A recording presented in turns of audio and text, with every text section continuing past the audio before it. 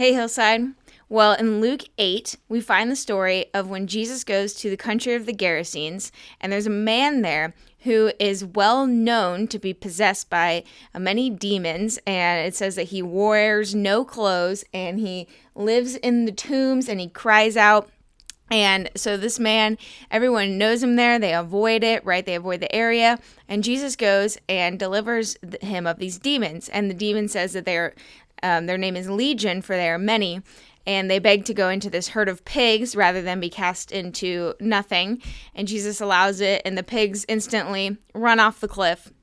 And all the people are very afraid because they don't understand what's happened. And also they see this man who they knew to once be, unclothed and living in tombs in the wilderness. And now they see him clothed and seated by Jesus, and they're freaked out by it, right? And so they ask Jesus to leave, so he's going to leave. And the man who was delivered begs Jesus to go with him. But rather than bringing him with him, Jesus tells him to return to your home and declare how much God has done for you. And I thought about this. Why would that man want to leave his home? But can you imagine being in this place where everyone knew you before you had encountered Jesus, and now you're this totally different person after?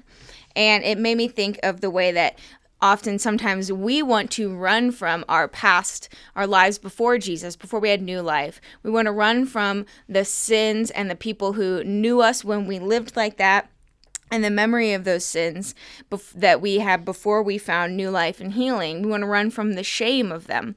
But instead, like this man, Jesus is saying, no, there is no shame. You can't run from your past, right? You are different, you are changed, but you can't ignore what happened. You can't ignore that. Instead, use your testimony of what God did, the evidence of your changed life, to glorify God. Your testimony is going to be more powerful with the people who did know you before, because you can say, look, you see that I'm different, that God's changed me.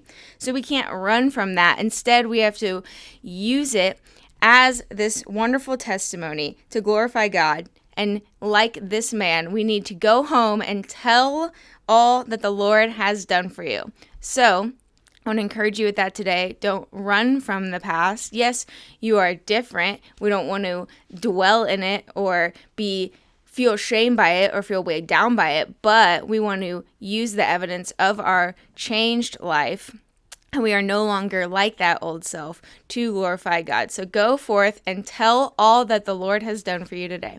And we'll see you next time, Hillside.